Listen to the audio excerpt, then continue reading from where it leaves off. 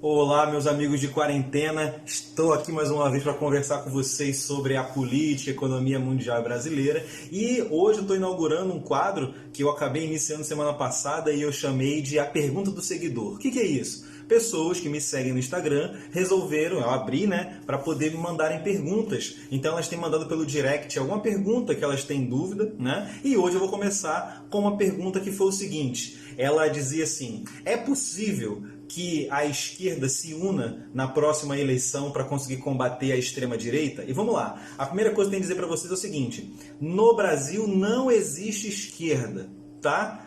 Infelizmente, para você aí que aposta no PSTU, no PCdoB, no PSOL, pessoas que entendem isso como esquerda. Mas antes de eu continuar, o que eu queria ressaltar para vocês é o seguinte: por que eu disse que não há esquerda no Brasil? Primeira coisa que a gente tem que deixar definido aqui é o que é esquerda e o que é direita. Esse nome ele surge ali na Revolução Francesa, quando na Assembleia foi dividido de um lado os jacobinos e do outro lado os gerondinos. Os gerondinos eles eram um setor do terceiro estado que era o que viria a ser a burguesia que a gente conhece hoje em dia. Eram os banqueiros, os grandes comerciantes, E os jacobinos eles eram aquela aquela parte da classe média com menor poder aquisitivo. No final, na verdade, era o quê? Era uma diferença entre os donos dos meios de produção, que no caso eram os gerondinos, vamos dizer assim, E meio de produção, assim, o banco também é um meio de produção, ele financia a produção. Então, estou colocando no mesmo bolo, tá? E os jacobinos eram os professores, os dentistas, os advogados, O pessoal da classe média, média baixa, vamos dizer assim. Então, o que acontece? Nós temos que entender que a nossa civilização atual, a civilização ocidental, tá? A gente vive na parte ocidental do planeta, passou por um evento traumático ali no final do século XVIII, que foi a Revolução Francesa. Com a Revolução Francesa, inicia-se no mundo ocidental um modelo de gestão da política que vai ser liderada pela burguesia, tá? Quando eu digo burguesia, não estou falando isso de um modo pejorativo, mas de um modo que fique claro para você, para entender que o modelo de organização política posteriormente à queda da monarquia francesa, que vai ser, obviamente, você tem que lembrar, Revolução Inglesa, as revoluções inglesas, elas instituem lá, inclusive até faz a decapitação do Carlos, A gente tem que lembrar disso, também houve decapitações na Inglaterra, que na França ela é resultado disso, de uma disputa dessas burguesias. Tem que lembrar que Luís XVI, ali no final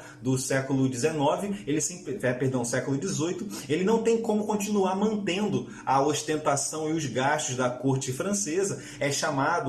São chamados alguns banqueiros para poder dar conta das contas. Os banqueiros percebem que não vai dar jeito e que aquela manutenção daquela situação é insustentável e a coisa degringola como a gente conhece hoje em dia como Revolução Francesa. Então o que acontece é que desde aquele momento o que houve na política global, pelo menos na política aí ocidental, vamos dizer assim, é que o Estado é organizado para defender os interesses das elites econômicas, daqueles que detêm os meios de produção. Isso é muito claro, tá? E quando a gente fala de partidos políticos dentro dessa ordem, tá? Da ordem da hegemonia liberal pós-Revolução Francesa, a gente só tem dois caminhos, que é ser da ordem ou ser revolucionário, tá? Não existe essa parada de esquerda. O que existe no Brasil hoje, a gente pode ser melhor declarado como um liberalismo de esquerda.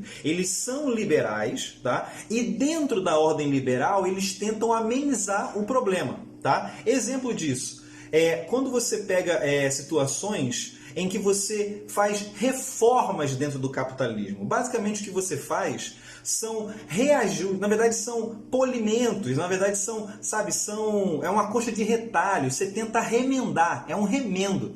Isso que os partidos ditos de esquerda no Brasil fazem com a política, com a economia, são remendos, tá? Então, é muito importante que a gente entenda que ser de esquerda é ser jacobino. Ser jacobino é ser revolucionário, é tocar o terror, né? Exemplo disso lá com Robespierre, exemplo disso lá com o Lenin na Rússia, exemplo disso lá com o Mao Tse-tung na China, né? Isso sim é ser contra a ordem vigente, porque a ordem vigente é a ordem dos conservadores, na qual, pela ideia liberal, você mantém a não intervenção do Estado, tá? Deixando com que as pessoas ajam livremente, e essa liberdade, vamos dizer assim, né? Que não é uma liberdade, até porque, além de tudo, é seletiva e limitada, a maior parte das pessoas, ela vai simplesmente fazer com que o Estado enriqueça. Veja bem, ser de esquerda é ir totalmente contra isso. E no Brasil não existe nenhum partido hoje, PCdoB, PSTU, PSOL, PT, inclusive o PT, né? Porque se você tem um partido dos trabalhadores que se diz de esquerda e coloca no Ministério da Fazenda, no início da grande crise que o Brasil...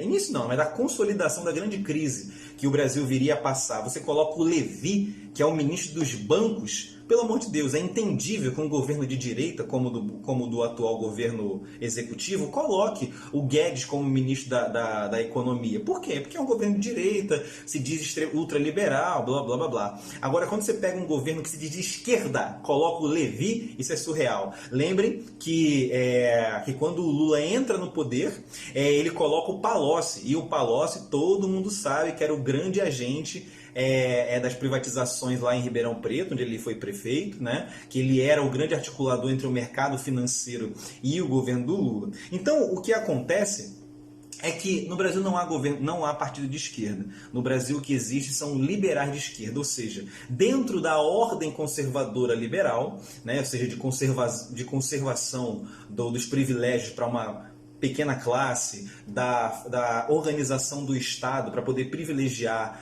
a grande burguesia, a elite. No caso do Brasil, a elite, nem elite industrial nós temos mais. A elite no Brasil, ela se resume à elite dos bancos e de grandes comerciantes, e que no caso nem chega a ser grande comerciante, ser uma elite, tá? Quando você vê aí o velho da van, ou você vê aí como é que é o nome dele? O cara do Madeiro, não lembro agora o nome dele, que tem um nome esquisito. Esses caras não são elite não, tá? Elite é a galera que trabalha com banco, é a galera lá do Banco Safra, do Banco Itaú, a galera das organizações Globo, isso que é elite, tá? Então esse lance de esquerda e direita, ela assumiu um redutivismo muito grande. Eu acho que a grande crítica que eu posso fazer hoje nesse programa é falar que esquerda e direita assumiu uma postura muito simplista, muito economicista, que é assim, se a esquerda, o Estado intervém na economia, como por exemplo aí, se eu não me engano foi o 02 ou 03 aí do governo, que falou que porque o Estado estava intervindo na economia, nós tínhamos virado socialistas. Sabe, isso é de uma limitação intelectual e teórica tão grande que dá até pena, né? Porque, cara, não tem nada a ver com isso, sabe? Socialismo com isso não tem nada a ver. Isso se chama, assim, uma saída plausível, não é socialismo. Porque num ambiente de economia instável e muito insegura como está agora, não há como você manter o fator multiplicativo da economia sem você ter uma atuação do Estado, por exemplo, encomendando a indústria e a indústria produzindo, aumentando o número de trabalhadores e o trabalho, entendeu? O fator multiplicativo da economia, né? E a gente tem que entender isso, tá? No Brasil a elite é essa, uma elite rentística e, no caso aí, ou seja, não produz nada, né? Então, nesse caso, qual é o problema? Se o Brasil tivesse hoje, até hoje, tá? Se o Brasil tivesse tido de fato um governo de esquerda, o que nós teríamos, tá? Ou então partidos de esquerda, eram partidos defendendo ou que tivessem aplicado, porque a gente tem que lembrar que o PT ficou 13 anos no poder, pelo amor de Deus, e não fez o que devia ter feito. Como?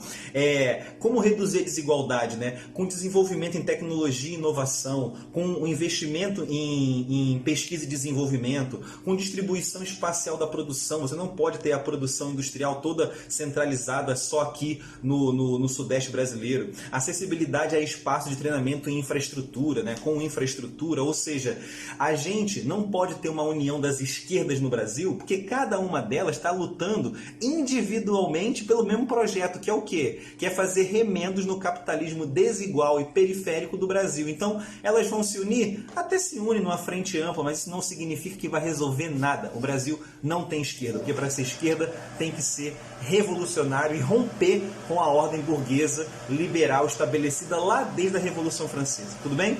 Então, eu acho que ficou respondido aí. Então, um grande abraço para vocês e até quarta-feira que vem.